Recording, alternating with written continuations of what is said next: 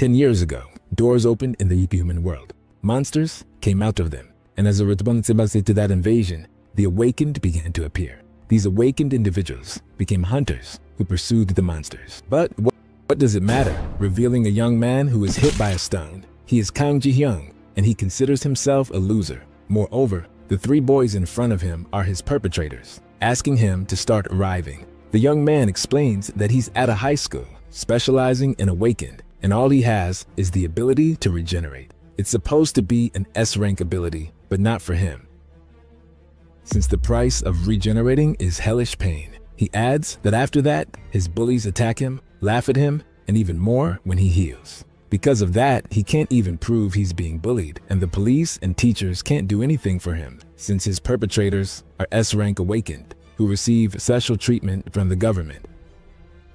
Then, Ji-hyung explains that the only reason he puts up with all this is for his mother, who, by the way, asks if he has already eaten and how things are. He replies that everything's great, while thinking that his father left when he was 5 years old. He also confirms that he'll be able to become a hunter when he graduates. For that reason, he has to endure it, as with his ability, he'll at least be a C-rank hunter. He concludes that his income will be small, but at least they'll be able to live in a better place, him and his mom. Or at least, that's since those bastards, his perpetrators, beat her until she was left in a vegetative state. They say it was an accident, since they happened to go to his mom's restaurant, and while she was serving the paid food, one of them admired her figure to grab her by the wrist and asked what she thought of him, as he had the ability to make diamonds. But she broke free, accidentally hitting the boy's phone, which fell to the floor. That act annoyed the boy, who then attacked her. The coward claimed that his abilities accidentally activated. That angers Ji-hyung, as he knows them and knows it wasn't a coincidence, that it wasn't an accident, hurting himself with the rage he had toward those who hurt his precious mother. So somewhere, the three boys were near a portal. One of them asks if the lady will be okay, wondering what will happen if she dies. Just as Tae-soo comes out of the portal, saying that no one cares, explaining that they're young enough to be protected by law, and besides, they are awakened. But just as his companion was about to say something, he asks if he thinks it was his first time hitting someone. It's then that Ji-hyung appears and asks why he did it, starting to walk towards them, while the young man asks why he did it, shouting because he hurt his mother.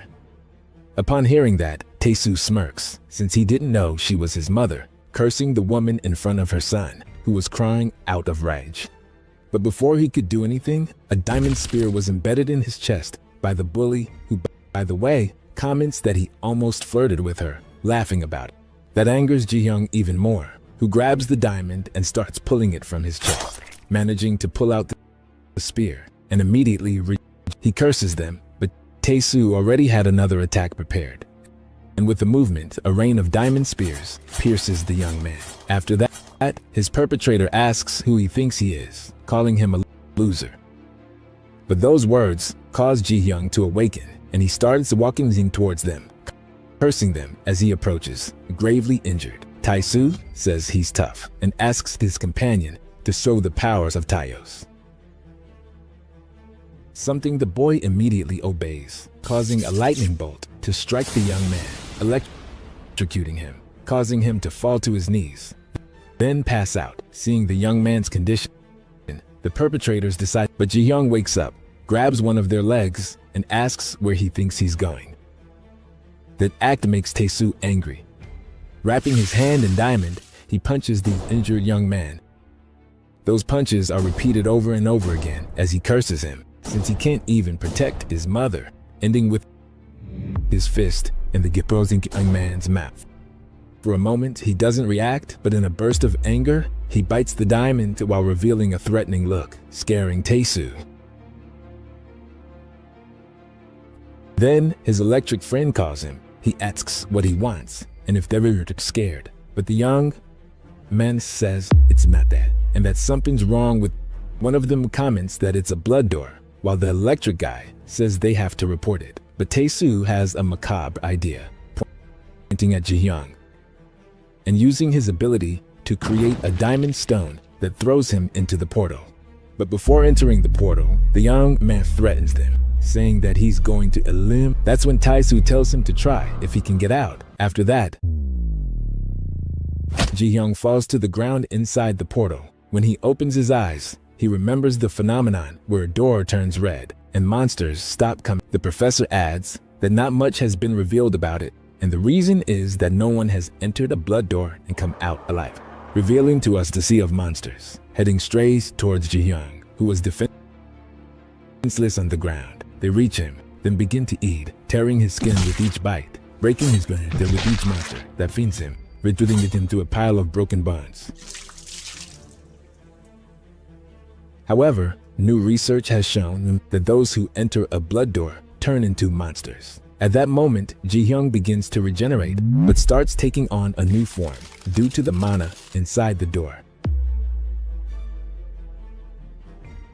that starts to transform him. And as he was close to completing the transformation, he remembers his mother, but not just her. He also remembers his perpetrators and what they did to her.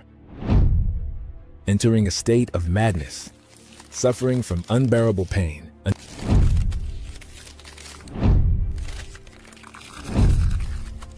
until at one point, he punches the ground. The impact of the punch catches the attention of nearby monsters, who then look at him. Immediately, they activate and run towards him to eat him again. However, Ji-hyung is no longer the same, managing to kill some monsters before walking towards another. After some time, on a giant screen, an interview is shown with the famous S-rank hunters. The three of them are famous for their kindness, and they often do volunteer work. One of them comments that they always felt joy when helping those in need, and that they still feel that way, being the three perpetrators of Ji-hyung. After hearing that response, the presenter talks about a civilian that Tae-soo injured about 5 years ago due to an accident with an ability. But before continuing, the young man starts crying and comments that she couldn't control his abilities well.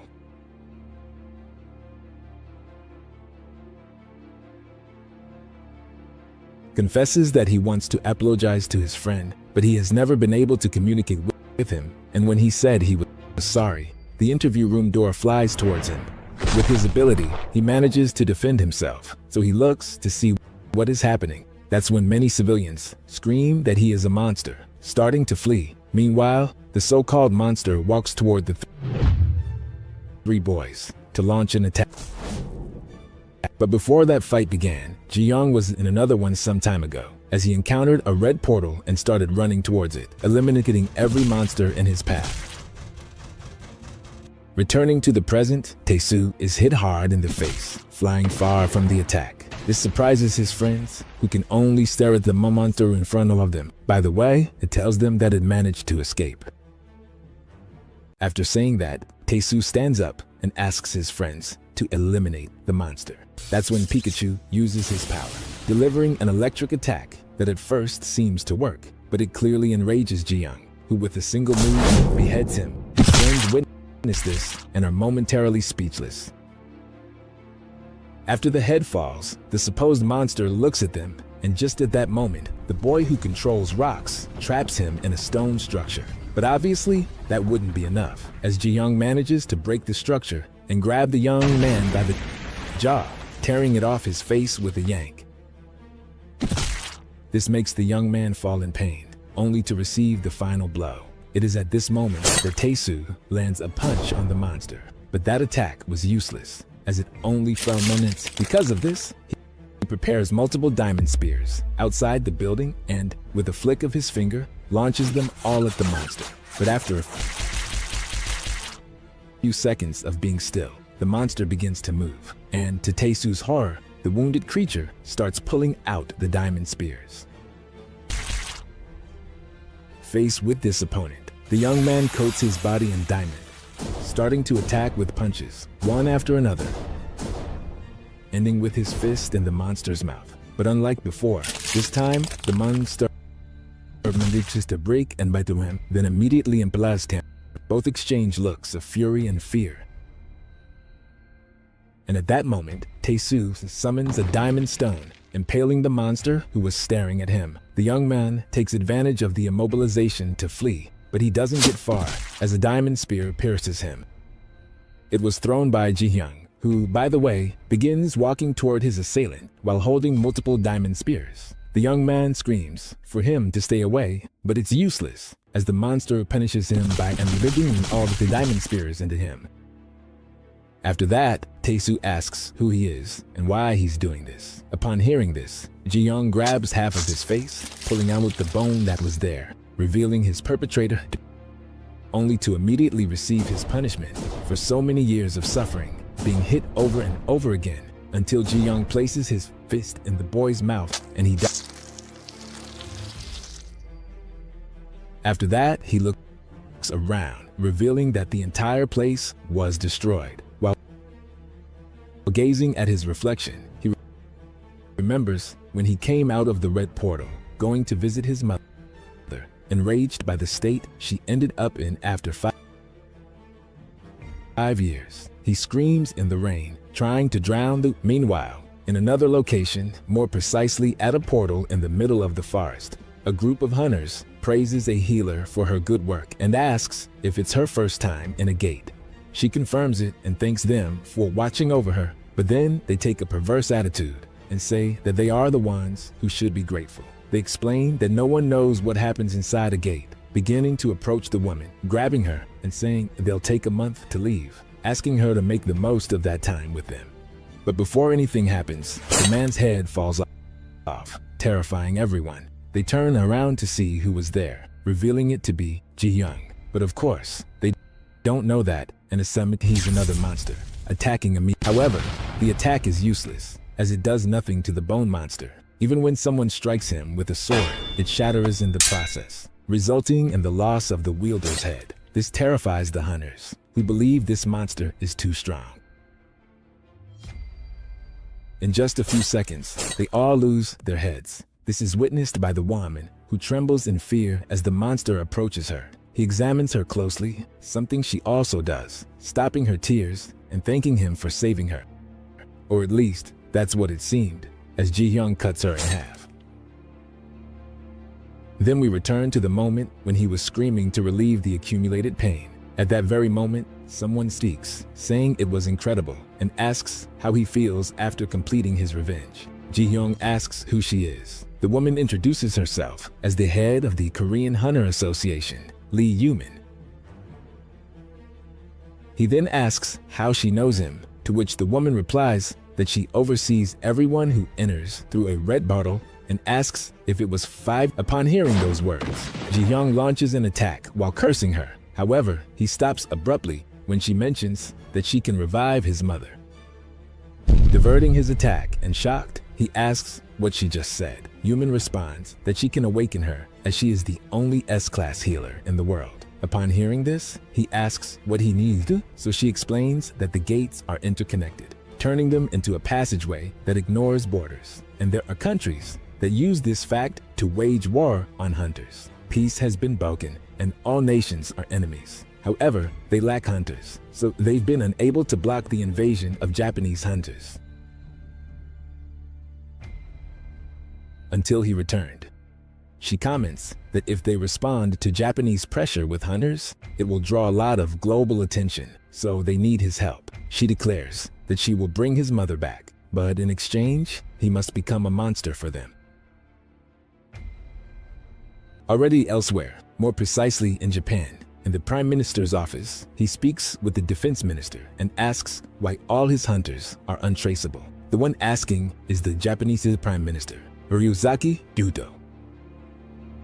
The Defense Minister apologizes and confesses that it is his fault, saying he will go look for them. He is Ikusai Kageru, Japan's #1 hunter. As he leaves the room, he asks for his sword to be prepared immediately, and his secretary asks if he is going alone, to which then she says she might be rude, but informs him that many elite hunters were sent before, and no one returned, suggesting he go with some support hunters. However, Kageru asks if he needs something like that, to which she apologizes. So, as he is already at the portal, he thinks that hunters are useless and questions if they could have been wiped out by such monsters. Just when some monstrous dogs attack him, but they end up being eliminated.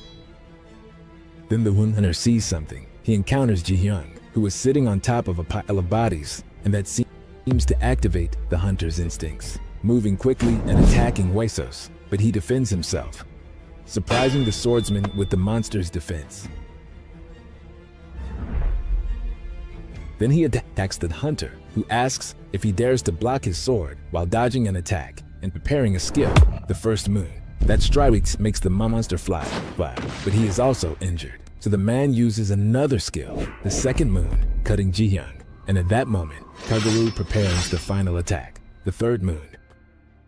But before his attack reached the monster, it counterattacked, getting close to his face. However, he manages to move his sword, cutting off his arm, and finally cuts off his head while stating that his sword can even cut through diamond. After that, he questions if the hunters lost to something like that and says they are pathetic. Ji-hyung, without his head, remembers his father. He was always busy with work, but he was warm and kind, and that was the quality he liked the most. Although, due to his own carelessness, he caused an accident, ending his father's life, considering it was all his fault. After that, his mother's business went down, and they had many debts. He doesn't remember the last time he held his mother's hands, which makes him wonder if she is okay. He didn't sleep at night because he heard his mother crying. He concludes that everything is his fault and that someone like him does not have the right to live.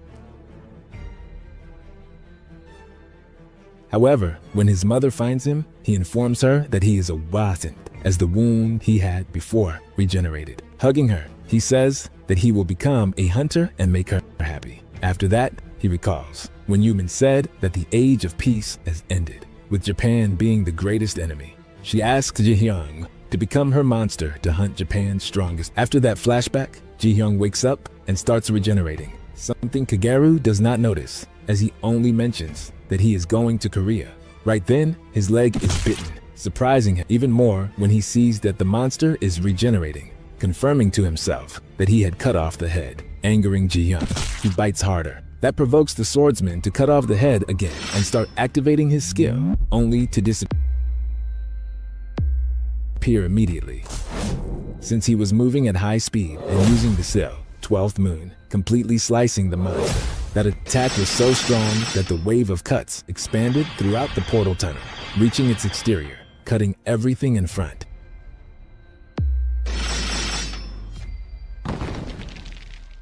After that attack, Kagero sheaths his sword and says he didn't expect to be bitten in the leg, wanting someone to heal him. But before that happens, a bone pierces his leg, frightening him since the monster is still alive and moving. This makes him angry, drawing his sword and cursing while launching an attack. In a scene change, a woman asks if all these people are really necessary, as not only the Prime Minister, but also multiple elite hunters are present. The young man comments that it has already been 3 days since Kagero entered, and he needs to check what happened to him. But before he says anything else, the swordsman's head comes out of the portal. But once the monster that was there also comes out, it's then that the Prime Minister orders an attack. But before his voice can give the order, he is cut down. Back at the Korean Hunter Association, someone asks if they really believe he can do it. Yumin replies that they will have to see if he can win against Japan's strongest hunter, revealing to us that Ryuzaki Juto was not cut down and managed to counterattack, causing a great explosion where he struck. Moreover, he is the strongest hunter in Japan, with an SSF. 3 years ago, most of the monsters from normal portals were subjugated. After that, the world began to fear the power of hunters, so some countries tried to eradicate the hunters, but they failed miserably. Because of that, hunters all over the world who saw this either reached an agreement with their nation, coexisting, or they conquered the country by force, each obtaining supremacy in their own way. It is revealed that one of the countries by the hunters was Japan, and the reason was simple. The Prime Minister wasn't his rank hunter. He was aggressive even before awakening, and after the hunter system appeared, he tried to take control of South Korea. However, that ambition was being hindered because of a monster. The elite awakeners, seeing the monster regenerating, are surprised, and they ask to leave that being with them, and two of them reach to attack. But before they attack, Ji-young grabs the head of one while cutting off the others. Moreover, the one whose head was grabbed was crushed immediately. The other hunters saw this, leaving them impressed, and at the same time angry, since their companions were eliminated. But before they could do anything, the Prime Minister shouts that from now on, he will eliminate anyone who takes a step. This leaves everyone scared. Meanwhile, Ji-young and the Prime Minister exchange glances. It is at that moment that in a memory, a place with snow is revealed, and a man asks the boy what he is doing there. That man was Ryuzaki Judo, and the boy, seeing him, questions who he is. The man doesn't answer that, but says it's cold. Wrapping the boy, he asks him to accompany him. On the way, he asks the boy's name, and looking at him, the boy responds that is the swordsman who lost his head. That enrages Judo, who, in a few seconds, begins to attack the bone monster. He attacks with fiery fists, managing to make a hole in the monster's chest, causing it to fall in pain. After that, the man gathers fire energy in his mouth, releasing it on the monster, completely melting it. This was witnessed by the other hunters, who were astonished, as it was something they expected from the Prime Minister, who, by the way, was watching the melted bones. It is then that he goes to grab his friend's head, but then he notices something, and it's the bone monster, which was rising from the fire, regenerating every part that had melted before. Ryuzaki Juto, seeing this, has another memory of when they eliminated all the resistance, and he apologizes for having forced his protege to do these things, to which he responds that it's okay. The man, with a determined look, says that they have just conquered Japan, and now they will take South Korea and China. He warns the boy that they could die the next time they fight a group, and if he wants, he can stop following him. However, the young man says that it was him who took him in when he was about to sleep forever on the street, and for that, he will be in his debt for the rest of his life. But he wishes to ask something, and that is, when all this is over, to be given permission to call him father. The man replies that he is close-minded and adds that even without asking, he already is his son. Returning to the present, the battlefield has changed, and right at that moment, a girl with ice abilities freezes the lava that was around. Then she looks at the fight between the two monsters. Bones takes a few steps back, and that's when a volcano explodes. So Yuto reveals a complete transformation of his body, which was wrapped in magma and fire, and immediately hurls magma at the monster, starting to melt it. Just at the moment, he jumps to attack the man, but before reaching him, he is thrown far away by a pillar of fire used by Yuto, sending him to the mouth of the volcano, which also explodes, toasting him even more. Everyone was looking at the volcano, revealing that it was so large it could be seen from far. After that, Juto looks at his adversary, who was sinking his bones into the lava. It is at that moment that he calls Hanami, and she appears before him. The man asks for her hand, then she removes the glove, beginning to freeze where she touched, extending the freezing to the volcano, cooling the lava. Before leaving, Juto says that he will melt there forever, showing us that Ji-young's hand was trapped, leaving his body heated in magma. Changing location, in South Korea, at the Kyeumkang Guild, something seems to be happening, and a woman was healing someone, revealing to us that the Diamond Youth is being healed. Opening his eyes at the volcano, Juto mentions that only a minimal number of people will stay behind, and the rest will return, which everyone confirms. Meanwhile, on Ji-young's side, he reflects on how horrible it is, moving his hand and hitting the ice. He knows that the lava is like the one inside, recalling that in a lava pit, surrounded by monsters, a skeletal hand emerges, and it's Ji-young, revealing that this is something he has experienced tens of thousands of times. Now, in the present, under the lava, he forces himself forward, breaking his bone and freeing himself. He reflects that even after experiencing it multiple times, the pain never lessens. He screams under the lava. Then, he places his leg on the hardened lava and pushes away, gaining enough momentum to crash into the tristan and free himself. The girl catches Yuto's attention, and he asks her to gather the hunters and hide. Immediately, he jumps towards the hardened crust. The girl can do only watch. Recalling when she asked if he wasn't exaggerating, saying that magma regeneration isn't omnipotent, he then responds that among the 4 great hunter nations, United States, China, Russia, and Japan, they are the weakest. And if they can't absorb South Korea, there won't be another way for them to survive. Then Hanami approaches and says that many of her hunters will also die, but he argues that he can fight more, even if his body is destroyed. He will protect his country, transforming and sending Bones far away. Then he immediately jumps towards him, hitting him and embedding him in the wall. Right after, he grabs him and throws him far, but Bones manages to. However, Yuto prepares a fire attack, shooting it at the monster, which tried to protect itself. Unfortunately, its bones melt. To finish the combo, the man jumps, falling like a meteor onto Ji-young, triggering the volcano. Haname tells the other hunters that the Prime Minister ordered them to evacuate and that she will stay behind, ordering everyone, but someone apologizes and says that everyone has received help from the Prime Minister. In the end, everyone declares they will protect Ryuzaki Ju, who by the way was dragging the monster deep into the volcano, tearing it apart until there was nothing left. Juto remains motionless for a few seconds, while the other hunters wait. However, Ji-young begins to regenerate over the man, heading toward the surface. He saw it, but it was too late, as the monster managed to fully emerge, enraging him. But before he noticed, the monster heads towards Hanami, grabbing her by the arm and dragging her into the volcano, freezing the monster in the process. However, as mentioned before, the Prime Minister didn't see it coming. At that moment, he emerges with an ability already prepared, while the other hunters chase the monster in an attempt to rescue Hanami.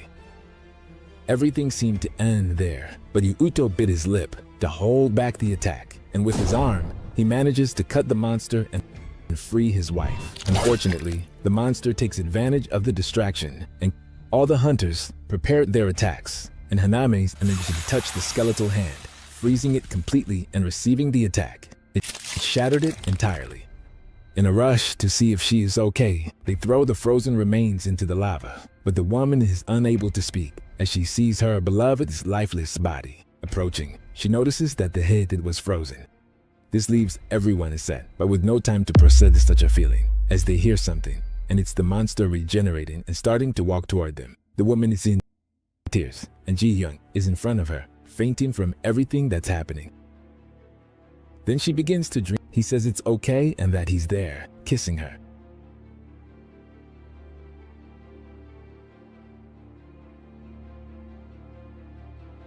But in that beautiful moment, the woman opens her eyes, seeing her beloved's head frozen, and waking up to reality, seeing that all the hunters she had were eliminated. She can only look at him, then divert her gaze to her hands, and with the touch of her palm, she freezes herself, ending her life in front of. After all that, Bones returns to the portal. The scene changes to South Korea, more precisely, to the Kyumkan Guild, in a mana stone storage room, where a woman tells Tai-Su that he can't overexert himself, that he was the only one left with mana, and that's why they managed to save him, but his friends weren't as lucky. The girl asks for the reason, and he replies that the boy he used to play with in his youth escaped from the Blood Gate and eliminated him. While recalling his face, he curses him, calling him a bastard. At that moment, he removes his outfit, revealing himself as the guild master and his S-rank hunter, Han Tae-so, whose sword is Manhwa. Immediately after, he orders that the seal be. After a long process, the girl manages to break the seal. After that, the young man asks to gather all the members of the Kyumkan Guild. One of the members bows, saying he is at his service, while some question whether the master had not died. But it is then explained that the vice master of the guild revived him. The vice master informs that the monster has moved to the gate after the massacre in Japan. Additionally, he talks about the meaning of everyone, It is obvious since he wants to eliminate the monster. Upon hearing that, the Vice Master states that his intelligence team has sworn under penalty of death that they will be of great help. But soon after saying that, he loses his head. That scene is witnessed by his team as Tae-soo absorbs his power.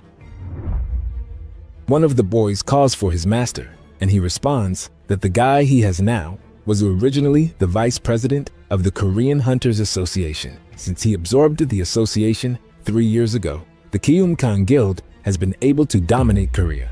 He adds that this guy's ability is S-rank telekinesis. Activating that ability, he eliminates the person who called him, exploding and causing a red rain.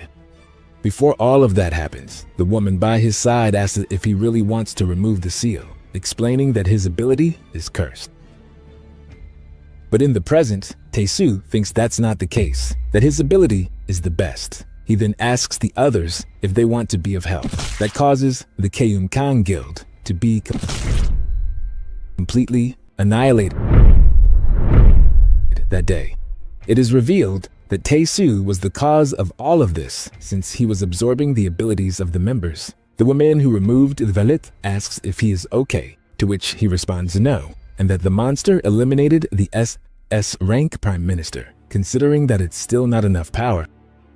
He thinks about eliminating the worm at all costs, but then refines that idea, calling it by its name, Kang Ji-hyung. At the same time, he declares, in another location, Lee Yumin stands before a portal from which Husos emerges. She welcomes him. At the Korean Hunters Association building, Yumin reflects that the healing process has begun immediately, explaining that her S-rank healing restores the damaged cells one by one using her mana.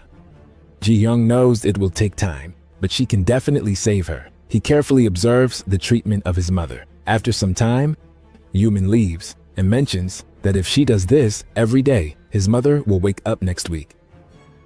Collapsing immediately due to forcing her ability, Ji-hyung, seeing her, comments that it seems to cost an extraordinary amount of mana. He asks why she goes so far to do this. She grabs his hand and responds that she does it because he has to survive. Activating his ability, that scares Husos, who immediately pulls his hand away. Yumin says it was as she expected, that his beastification process has progressed inside the blood gate. She explains that since the gate first appeared 15 years ago, all the other gates have slowly turned them into blood gates. However, since Ji-hyung escaped from one, the change has accelerated, and as a result, all the gates in the world are becoming blood gates. She adds that the mana flowing from them is giving him strength. She further explains, in terms of mana flow, that if a normal gate is a hole, a blood gate is a passage. This means it's connected to somewhere, and something is passing through it, and that something is searching for him. Revealing that multiple monsters will start emerging from the red gates. This will cause a wave of destruction in the cities where they appear, making civilians flee and wonder what these things are. In a scene change, in the office of the President of South Korea, which is protected by a barrier, someone shouts, questioning what is happening. They ask why the Kyumkan Guild isn't responding. That's when another man repeats that it's because the guild has been annihilated, leaving the questioner speechless. Faced with this situation, the man who seems to be the secretary asks what they should do and suggests it might be wise to seek help from abroad. However, the man who appears to be the president rejects that option, arguing it would be equivalent to self-destruction. He quickly adds that they will first declare martial law, something his secretary seems to doubt, as the army won't be effective against the commandos. This angers the president since there is no other option and they must do something. He adds that the Kyumkan Guild isn't all they have, as Korea's second-ranked guild, Dosa, Korea's third-ranked guild, Vino, the fourth-ranked, the Yonghak Guild. However, all those guilds were defeated by a beast that emerged from a red portal. Ji-hyung witnessed it all, wondering if it was all his fault. Lee Yumin doesn't confirm, but questions what he will do now. At that moment, a girl falls in the middle of the street, nearly crushed, but luckily, Husos appears and cuts the monster in half. Reflecting that when he died inside the red gate, Amana tried to turn him into a monster, but he managed to endure. which is why he obtained an abnormal regeneration ability. Or at least, that's what he thought, but it turns out that wasn't the case. He knows that the mana won't let him go until it turns him into a complete monster. However, he reflects that he's finally trying to live a peaceful life after his mother is treated. However, in the present, he's fighting and shouts why they can't leave him alone as he eliminates a monster. Nevertheless, he was being watched, and someone asks if it's him, that someone is a bone monster sitting in a creepy chair, who, by the way, questions whether it was him who caused the crack. Ji-hyung says he will eliminate all the monsters and asks her to keep healing his mother in a safe place. Yumin understands his plan and says she will continue healing her from the association's underground bunker.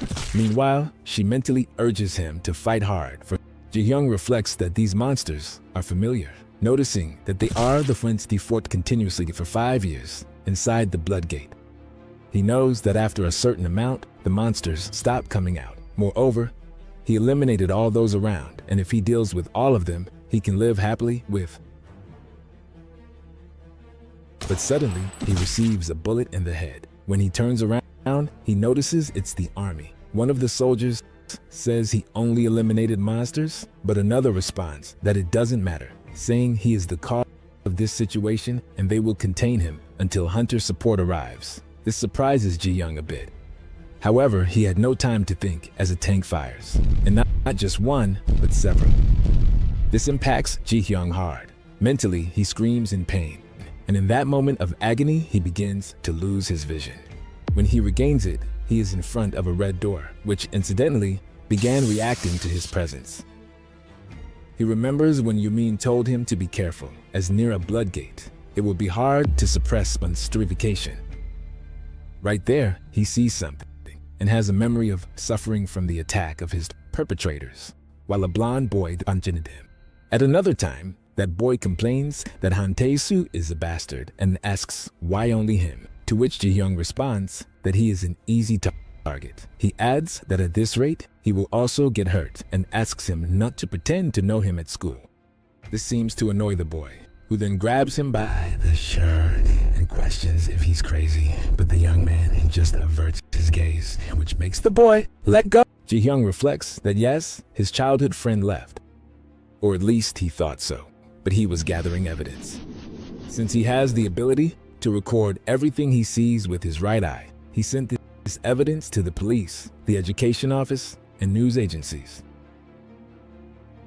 But the next day, after all that, he was discovered and his right eye was taken out. The young man apologizes to Kang Ji-hyung, who is angry about what happened to him. Then the young man says he doesn't think he can keep going to school with him. Ji-hyung says that was Tae-soo's doing, and that he will make sure. But before finishing what he was going to say, his friend grabs him by the shoulder, trembling and begging him never to do that.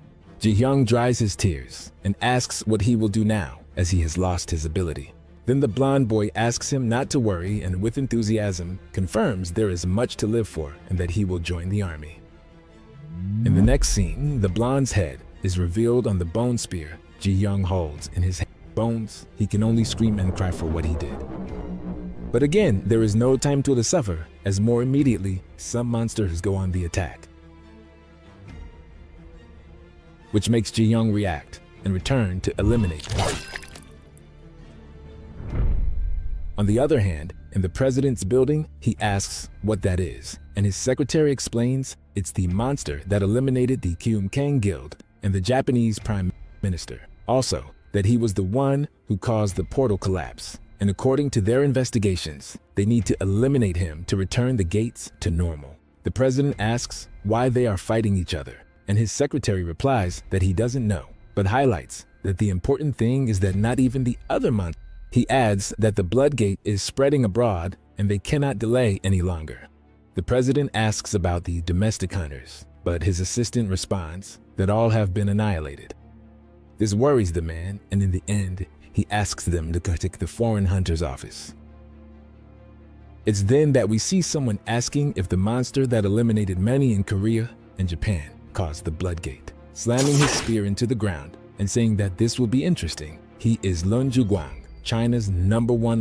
Elsewhere, a woman complains about something she sees. She is Russia's #1 ranked hunter, Vladimir Rusana. And lastly, a man in tears says he can hear the screams of those who suffer and states he must go. The other being, who seems to be his assistant, comments that if he goes, something will. Then he says the war is over, using an ability and destroying everything there. He is Stephen Lucas, America's #1 hunter, and announces they are now gunning to Korea.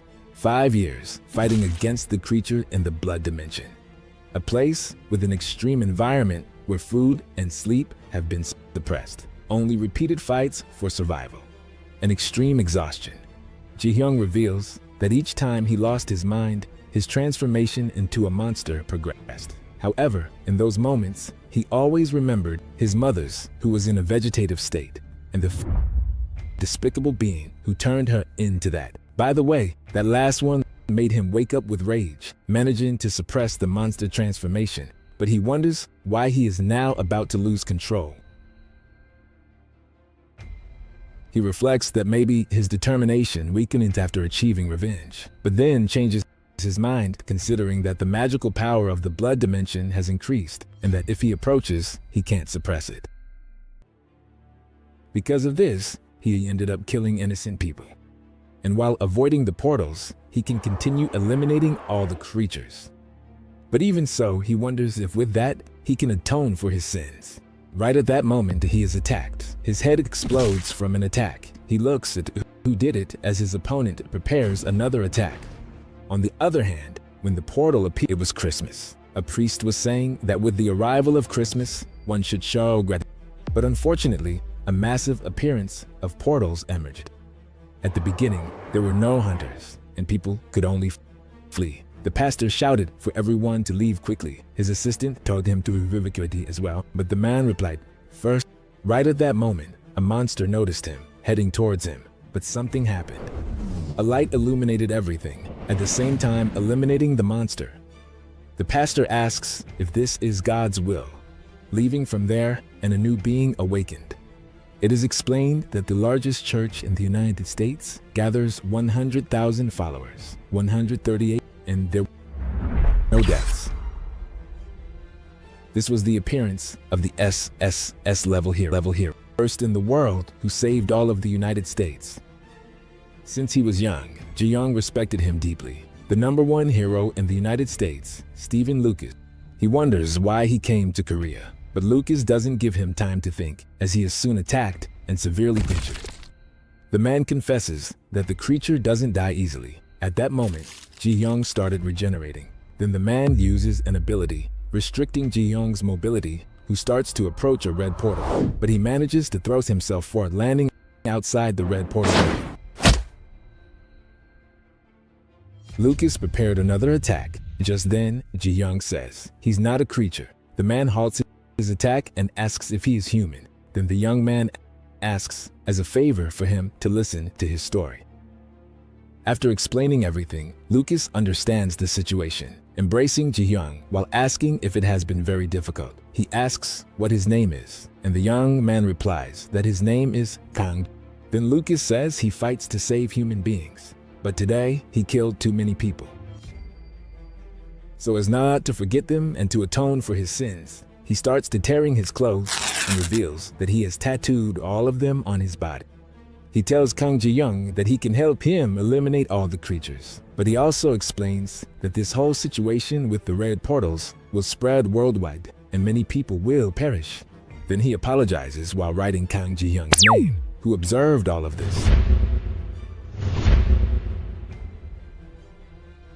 Finally, he strikes the boy on the head while using his ability. He confesses that he really has to eliminate it. On the other hand, in the Hunters Association, Yumin was watching all this while healing Ji-hyung's mother. And apparently, that was encouraging the woman. In another place, someone complains about Lucas, calling him crazy since he went to Korea alone after devastating the war. She wonders if he was holding back power all this time. Then she is informed that her army lost 80% of its energy and that they can't hold the defense line. He adds that if they continue like this, the hunters will return to Earth and they need help. But just then, communication is cut. Luzana complains about this and adds that things would be different if she could capture the Arctic creature. Then someone arrives, announcing that the creature will be captured by him. Han arrives, announcing the Arctic monster. It was the first SSS-class monster. When it appeared, it destroyed the entire Russian Arctic base with a single attack. The Russian government, unaware of magical beasts and portals, mobilized all its forces, but they failed to exterminate it. In the end, they ended up using half of the nation's nuclear arsenal. However, monsters did not die from non-magical attacks, making the nuclear bomb useless. And to make matters worse, northern Russia became a land of monsters due to radioactive. After that, Russia declared war on the United States to claim resources. In the present, the young man announces he will eliminate that monster, to which the Russian hunter asks if he is a Korean S-rank hunter, then laughs, saying it's incredible. She mentions that he came here without permission, but for what? She questions if an S-rank thinks he can defeat the Arctic monster, adding if he wanted to die now. Then she uses an ability that exerts pressure where Taesu is, breaking the entire floor in that area. After that, he asks if she is here because of that monster and says he even heard that the United States defeated her, which angers the woman even more. However, the crazed young man says he can hunt it, so the Russian asks if he thinks he can make it through the radiation to reach the monster in question. He responds that he can. Then she sees he has a shield, but warns him that it won't withstand the high-level radiation. Then he begins to activate other abilities, covering his entire body with defensive powers. Seeing this, the woman says that even if he eliminates the Arctic monster, she will only give him 30% of the mana stone, not half. But he tells her to. Meanwhile, Ji-hyung begins to shine from the inside out, and the hunter says he's truly sorry as he has to eliminate it. This attack causes the young man's body to turn to dust, disappearing completely as it is carried away by the breeze. However, from the dust, an eye begins to form, followed by a face, and finally a bone. Seeing what happened, Ji-hyung reflects that he's no match and wonders what he should do. Then he throws himself into the attack, trying to strike it in the face, embedding his bone between the hunter's eyebrows. But it was useless as the purple being embraces him and once again apologizes. He adds that Ji-hyung is free to hurt him as much as he wants, as if that helps heal his heart. And again, Ji-hyung's body begins to turn to dust. And again, he begins to regenerate, something Lucas notices and asks if that ability is unlimited. And again, he embraces him, saying he'll keep eliminating him painlessly. The young man can only curse, remembering that his ability is exoskeleton manifestation, and he can cover his skin with an exoskeleton, but it comes with unbearable pain, and that it hurts a lot. He reveals that unbearable pain accompanied each time his body regenerated. But he managed to endure it, all for revenge and hope. However, Lucas's lethal attacks repeated immediately after he regenerated. This completely surpassed all the pain he had endured. This was repeated numerous times,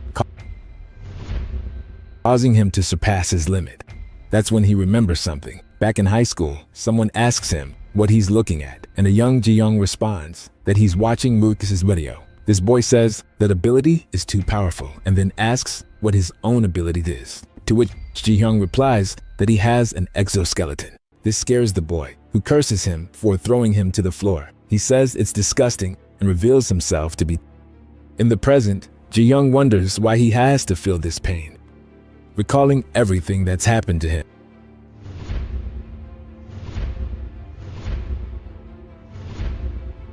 He mentally shouts, asking what he did wrong. Now in his subconscious, or at least I think that's where he is, a young Ji-hyung asks them to stop and admits Lucas was right. He explains that if they survive, people would die. But he also mentions that even if they die, his mother will survive. And he asks, but the young man's response was somewhat disconcerting.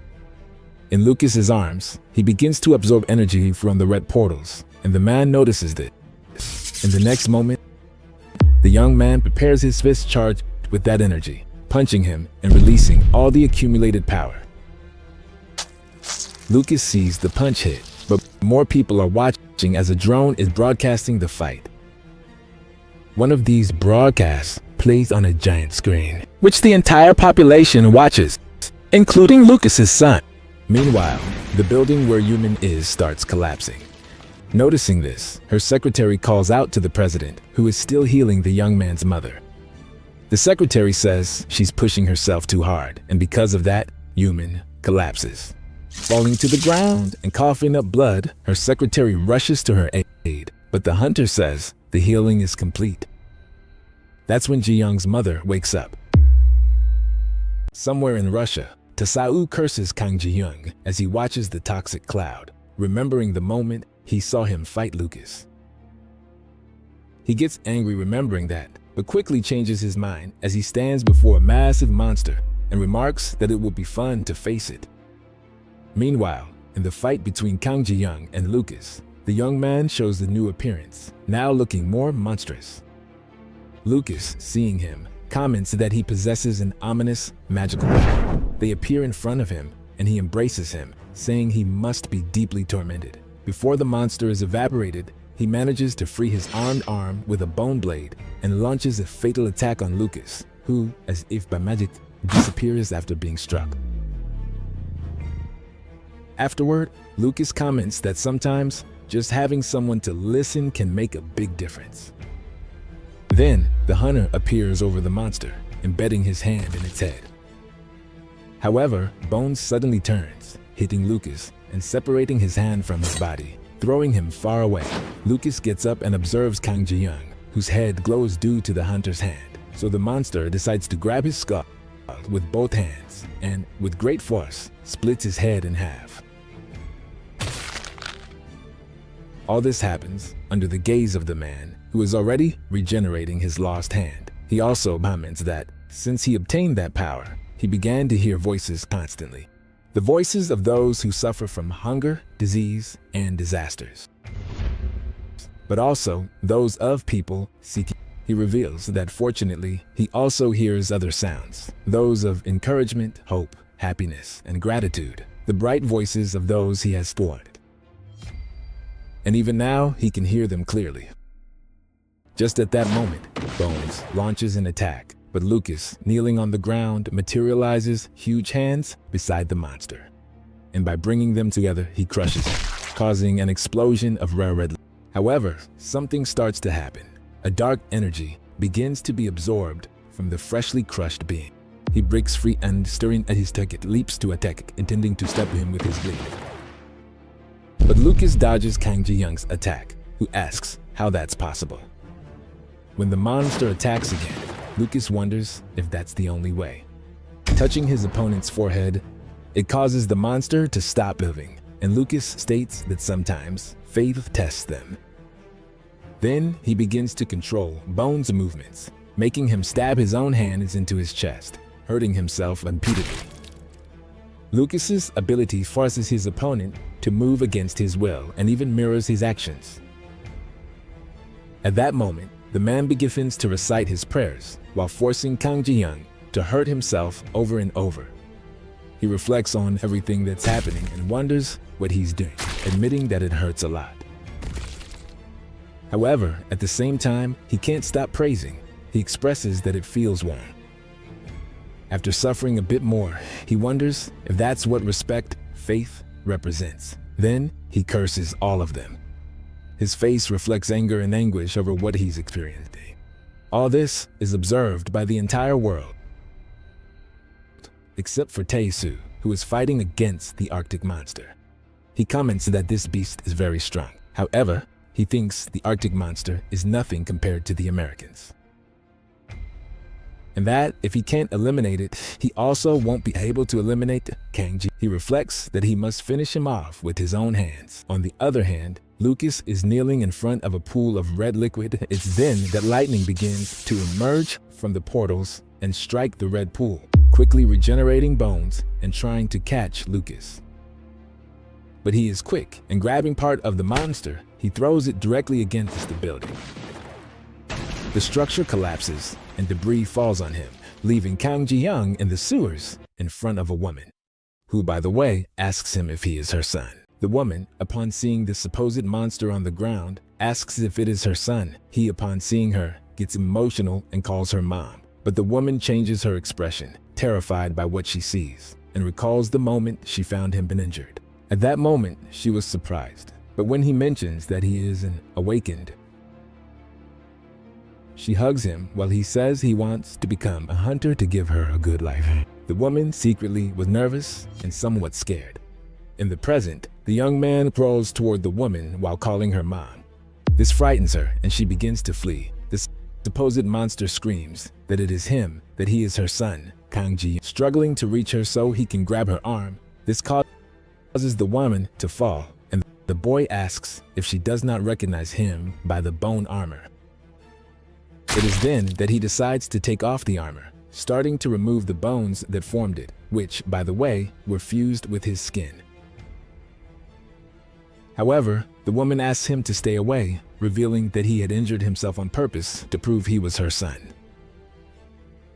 It is then that Lucas arrives and asks if his mother's story was all a lie. At that moment, he raises the Bible while activating his power. He screams that this is blasphemy and is just about to attack them both. Ji-hyun cuts off his head in a single movement. The head flies far away, and from it emerges a smoke that advances toward the young man and enters his body through his mouth. In the brief silence that follows, something strange begins to happen to Ji-hyun. Out of nowhere, he completely changes his personality and, staring into the void, says in a sweet tone, "Mom, I'm your good." In another time and place, a woman reflects that she likes strong men and despises the weak. As an example, she remembers those who couldn't endure her whims and left her. That's why she loves Lucas. She repeatedly says how much she likes him, wishing to be one with him. Shortly after, she awakens her abilities, heading to the church, and thus entering the hunter's body, becoming one with her host.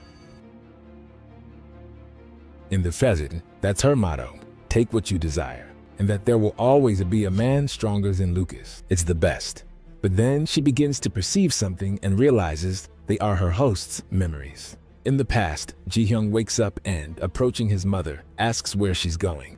Upon hearing him, the woman begins to run, or rather flee from him, under the rain. Her son, desperate, tries to follow her, but sadly slips in the water and falls face first to the ground. He screams, begging her. The woman gives him one last look before continuing to flee. Then, under the rain, the boy keeps moving until he collapses on the ground, pleading with her not to leave. He begs her to stay with him, reminding her that he's her son, and wonders why she's leaving him.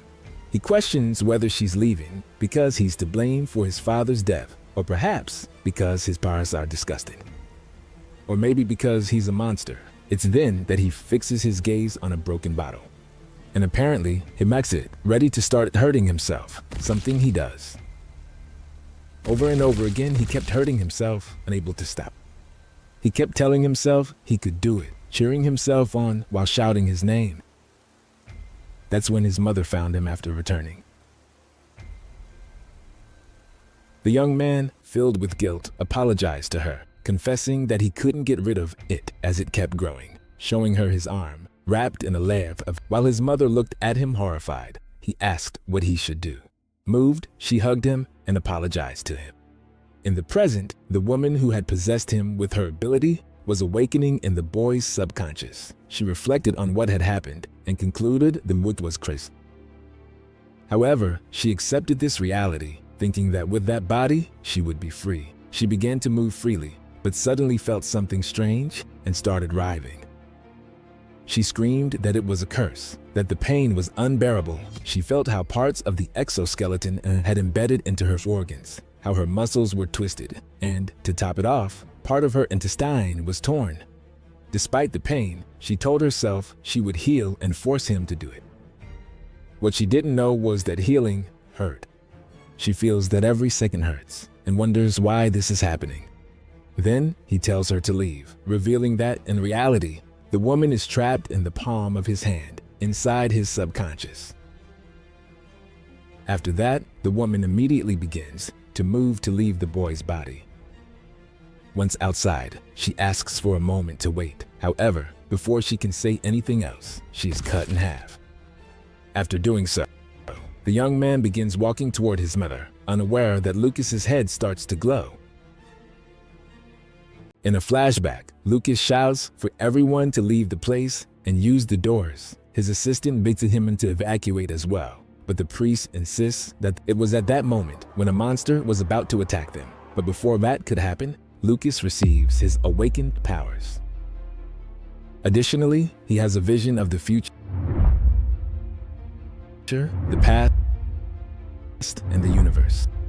Something akin to a cosmic message sends him images of everything, while nothing seems to make sense. In another moment, the man falls to his knees and reflects, "If this is your will, if it truly is your will, then I will gladly accept it."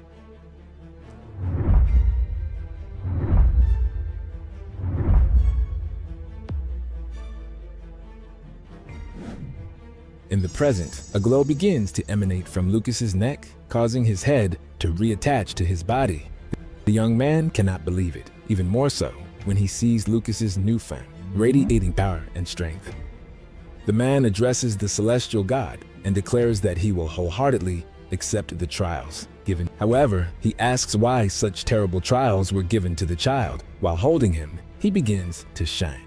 That simple act causes the bones covering the boy to fall to the ground, restoring his original body without any.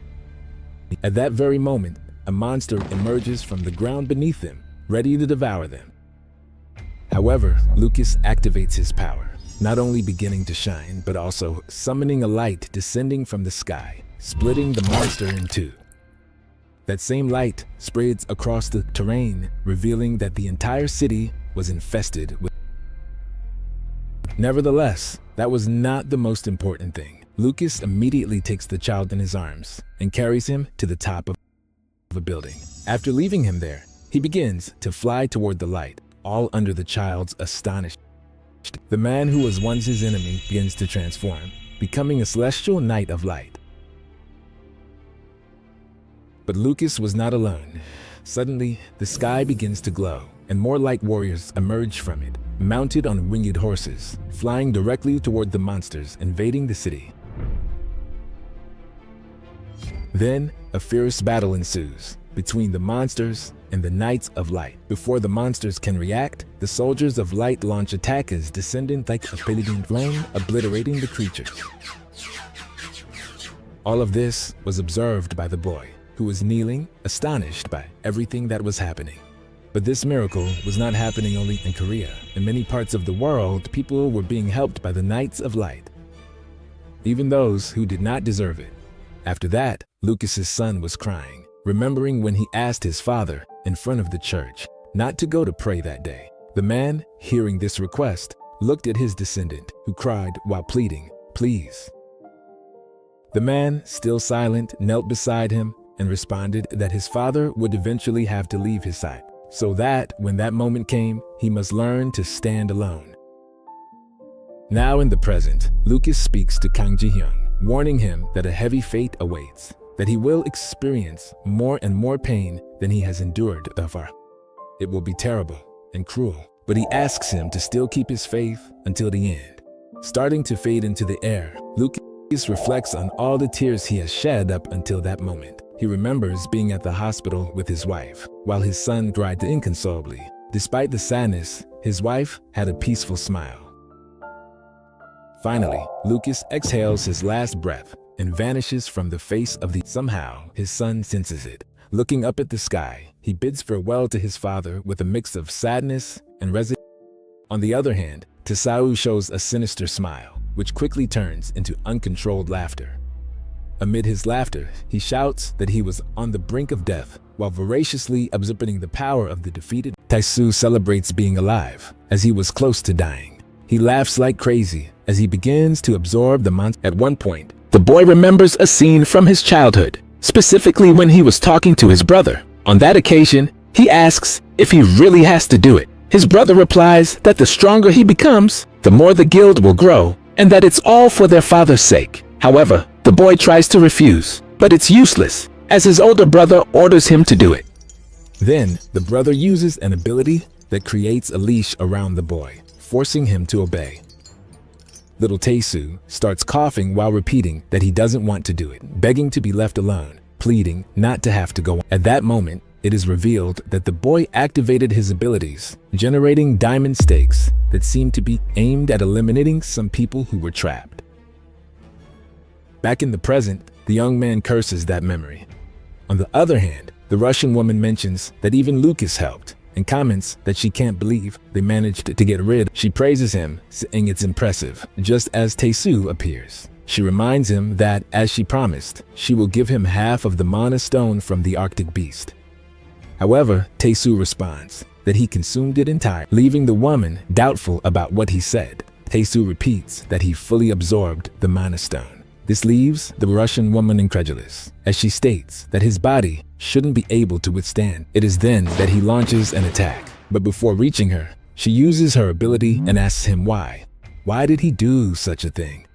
The boy responds that there is someone he desperately wants. Suddenly, a copy of Tae-soo appears behind her as if it were a ghost, passing through the chair and asking her if she too could die. However, the woman moves a finger, causing Tae-soo's copy to explode. At that moment, Vladimir Luzana comments that with that mana stone, they could have strengthened Russia's hunters up to tenfold, but Tae-soo wasted it for an absurd reason. Then, the woman removes the hat she was wearing and asks if he doesn't want to fight for Russia, revealing a large wound on her head. Before he can respond, multiple copies of Tae-soo launch into the attack. However, it doesn't work, as with a simple gesture, the woman makes all the copies explode, splashing Tae-soo's companion with red liquid. This is how Luzana understands his answer, while the young man uses an ability on his companion, then throws her away from the Russian woman. Immediately afterward, the woman moves a finger and declares that he will now be. That simple gesture causes stones to move toward the young man's companion. However, before they reach her, Tae-soo uses his copies to create a barrier and protect her. Then, he begins to lose control while activating all the abilities he had stolen and attacking Luzana from every angle with different powers, using his copies. Nevertheless, before all those attacks reach her, the woman snaps her fingers. That simple gesture was enough for all the cones and the powers that were about to be launched to explode. The attack was so devastating that it looked like fireworks, when in reality, it was Tae-soo's clones exploding. However, the main body was still in front of her, but not for long, as shortly after, the woman created a mini black hole in the sky, starting to absorb everything, including the young. Before being absorbed by the hole, he remembered a moment from his childhood when he confessed to Yeju that he had eliminated someone that day. He added that no one should take another person's life, and his friend called out to him just as he went down the slide.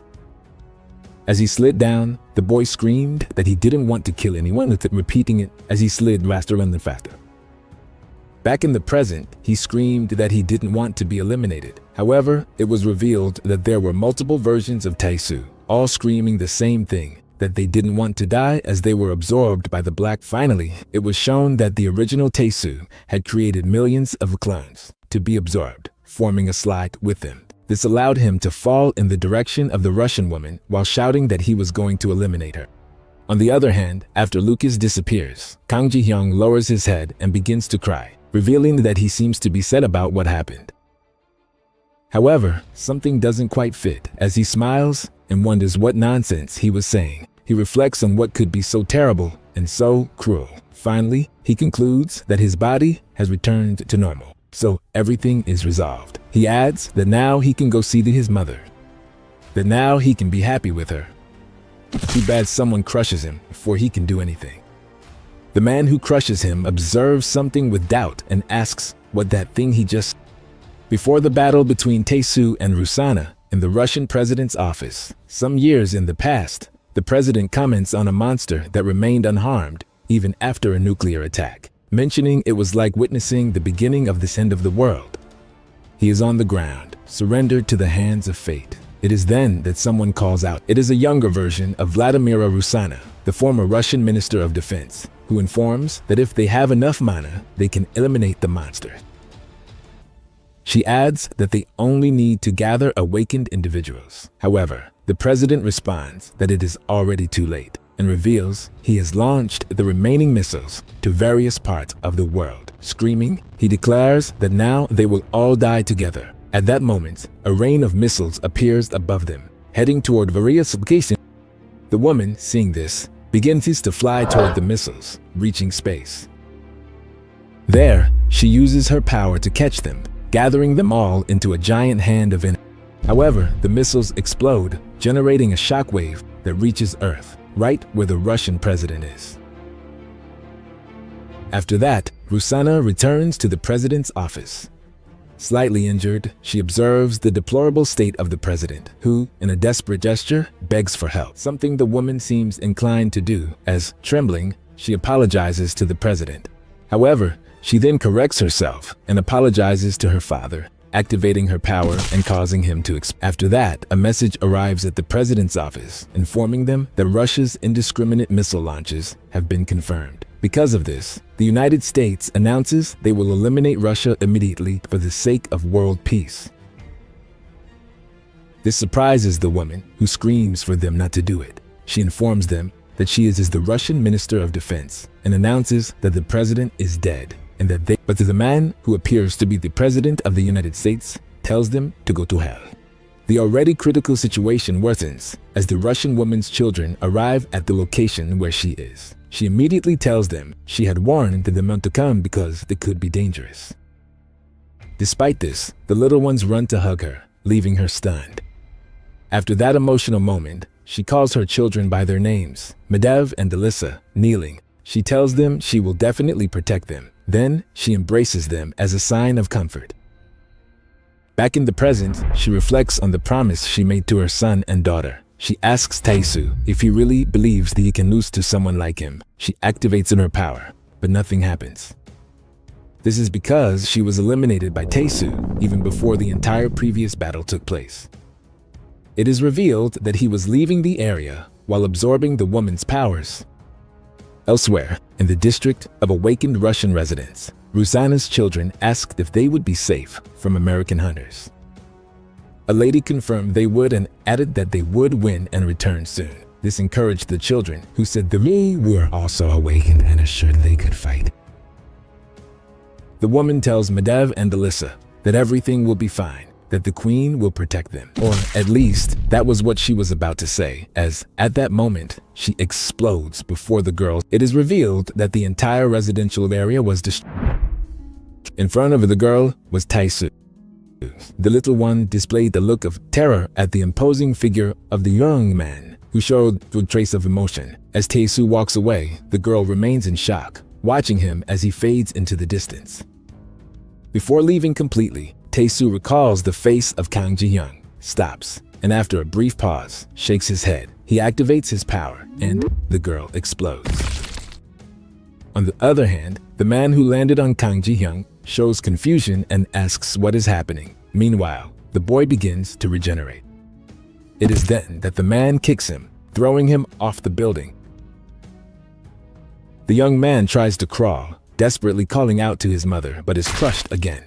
Despite everything, he continues regenerating and crawling on the ground, repeating the call for his mother. However, the man crushes his head once more, laughing and commenting that he finds it amusing. This cycle repeats several times.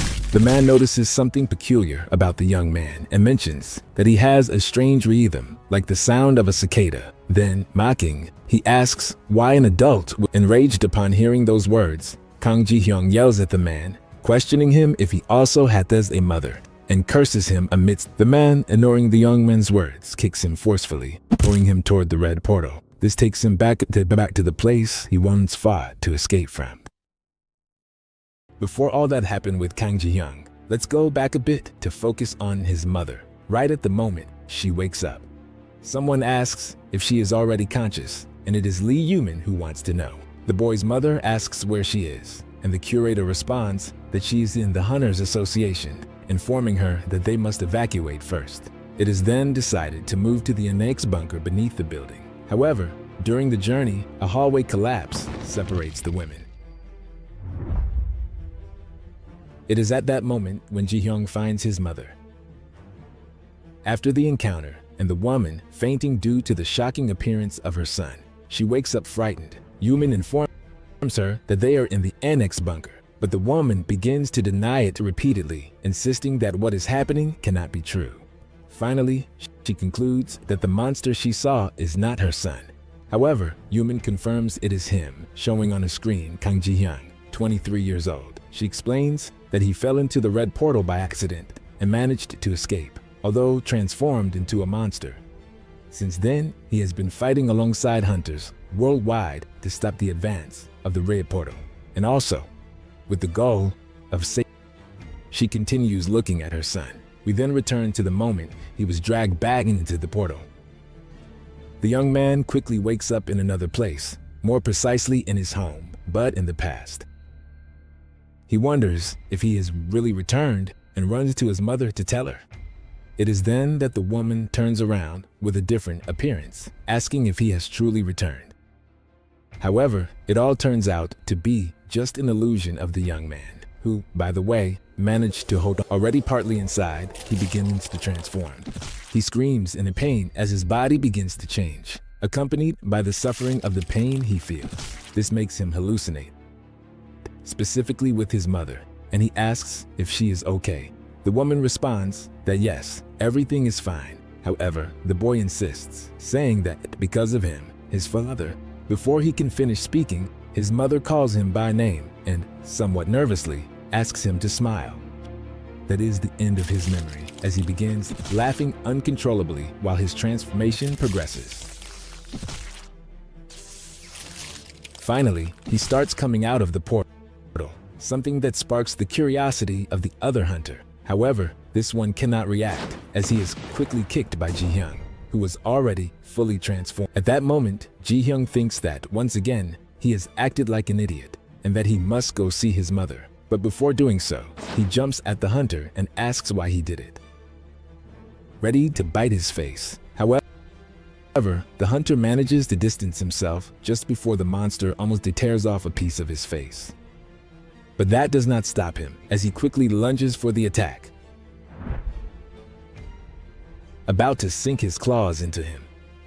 At that moment, it is revealed that in China, they are talking about the monster that is on a completely different level and has reached the United States to face it.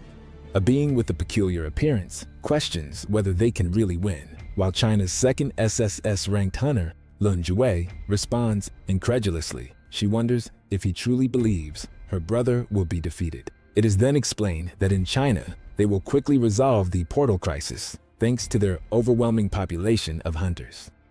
In the past, hunters from multiple guilds outside state control came together to welcome a new era. However, that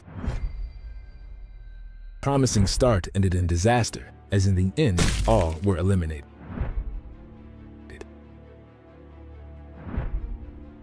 All of that was thanks to two people. Lun Jue comments that her brother eliminated them all and that now he will revive them to turn them into slaves. She curiously asks if that is the way they will unify China, to which her brother, in fact, they succeeded, as they soon managed to unify China. This was possible thanks to her brother, whose strength surpassed all common sense. By the way, that person was facing the bone monster that attacked him.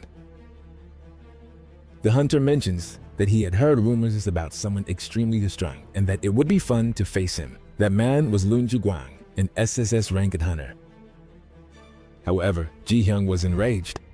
After cursing him, he broke his weapons and with a defiant look, asked him if he thought it was a fun for cutting off his head.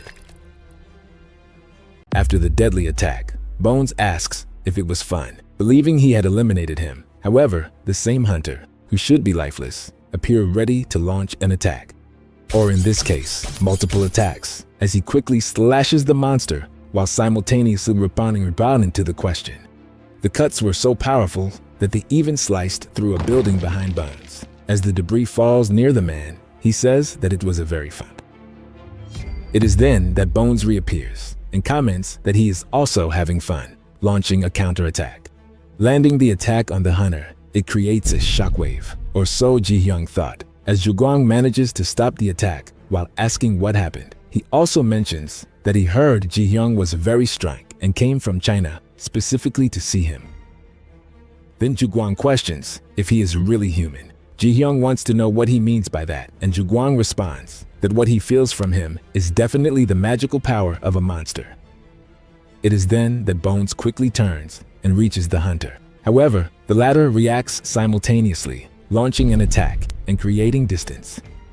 Even though he is a monster, he is fighting to protect someone. This raises doubts in his opponent, who wonders if Bones also has something or someone to protect, pointing to the broken building behind him.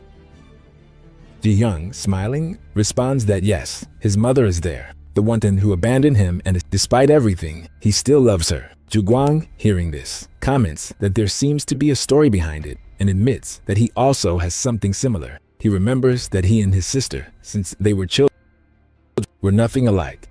Then he shouts to the wind that a man must always dream of being the strongest in the world, and if there is a powerful enemy, he must face it, win the fight, and proclaim himself the strongest. With that spirit, he begins to attack them. At the same time, he shouts for Bones to join the battle, launching himself into the attack. Ji-hyung responds to the call by breaking his weapon with a powerful strike, but something happens. Every time Ju-gwang launches an attack, Ji-hyung blocks it, breaking his weapon over and over. These weapons seem to have a life of their own. It is then that Bones prepares a direct attack toward Ju-gwang's spear, which curiously seemed to be crying. But it was useless, as the spear was completely destroyed. After that move, both stand still, and Ji-hyung observes what he had in his hand. Ju-gwang explains that it is a weapon created by a craftsman who used a hunter's body. This impresses Ji-hyung, who throws himself into the attack, exclaiming that this is utter madness. In one of Ju-gwang's attacks, he manages to cut off his opponent's head. However, the latter quickly zips his body, reattaches the head in place, and at the same time launches an attack against Ju-gwang, seemingly slicing his head in half. The impact throws him against the wall behind, but at the same time he appears to regenerate. At that moment, a man appears and calls out to him. It is the S-rank blacksmith, Ge Yaofeng. The young man addresses him and asks if he has gathered the hunter's bodies. The blacksmith replies that yes, he has collected around 40 corpses.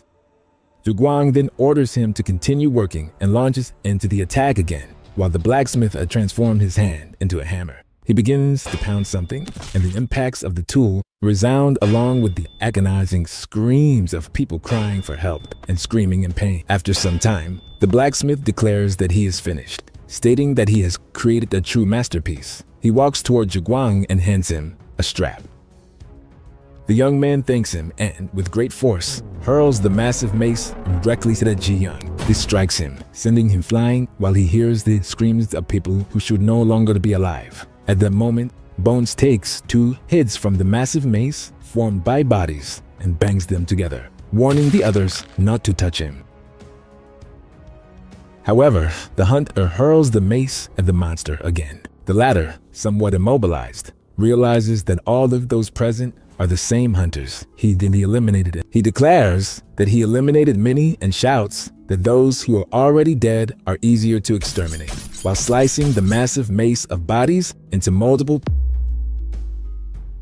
After that, Ju-gwang mentions that he always tries to record everything and explains that 5 years ago in Korea, he managed to extract an eye. He also reveals that the magic of the sword he now possesses. It is then that the image of his friend begins to surface in his mind, who, by the way, was eliminated by his own hands. Then he realizes that the sword is Jin-hyung and that the eye he extracted is now in Ju-gwang's possession. Following that revelation, Ju-gwang tells the monster that he fled without even fighting, calling him a coward. Just as the hunter deflects an attack, he begins to distance himself while begging to stop living, his body reducing to small pieces of flesh.